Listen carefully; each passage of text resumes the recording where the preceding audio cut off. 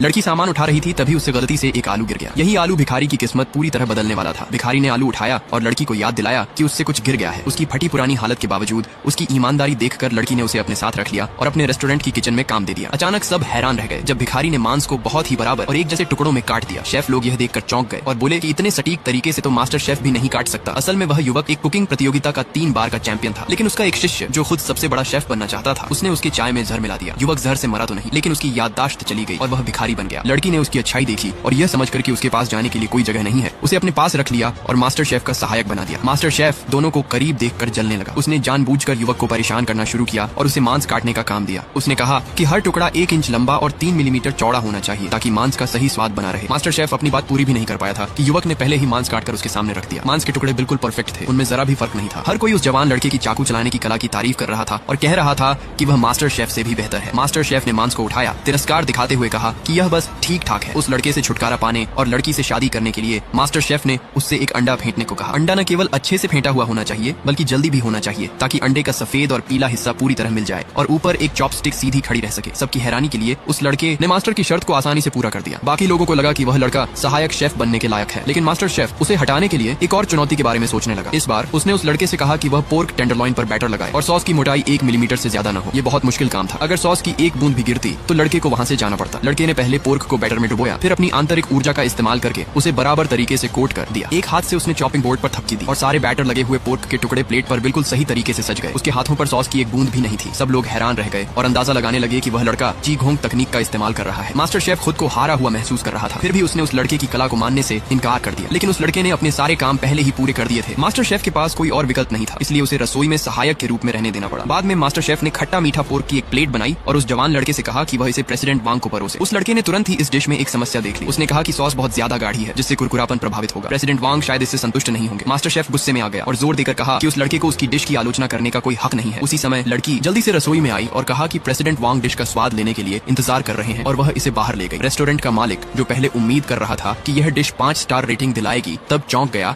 जब प्रेसिडेंट वांग ने इसे थूक दिया और इसे घटिया बताया। मालिक को विश्वास नहीं हुआ और उसने खुद डिश चखी और सच में स्वाद में कमी थी। उसने लड़की से कहा कि रसोई को एक नई सिग्नेचर डिश बनाने के लिए कहे, लेकिन मास्टर शेफ जो रेस्टोरेंट का सबसे कुशल रसोइया था ने दावा किया कि खट्टा मीठा पोर्क उसकी खासियत है। बाकी शेफ को शक था कि वे ऐसी डिश बना पाएंगे जो प्रेसिडेंट वांग को संतुष्ट कर सके। उसी समय वह जवान लड़का चुपचाप सामग्री काटने लगा। मास्टर शेफ ने उसे रोकने की कोशिश की और कहा कि अगर नई डिश भी बनाई जाएगी तो यह उसका काम नहीं होगा। लेकिन जब लड़की ने उस नौजवान की चाकू चलाने की कला देखी तो वह प्रभावित हो गई। उसने फैसला किया कि वही यह डिश बनाएगा और उसने रेस्टोरेंट का भविष्य उसके हाथों में सौंप दिया। नौजवान ने एक चिकन लिया और उसे तैयार करना शुरू कर दिया। इस बीच मालिक प्रेसिडेंट वांग के गुस्से को शांत करने की कोशिश कर रहा था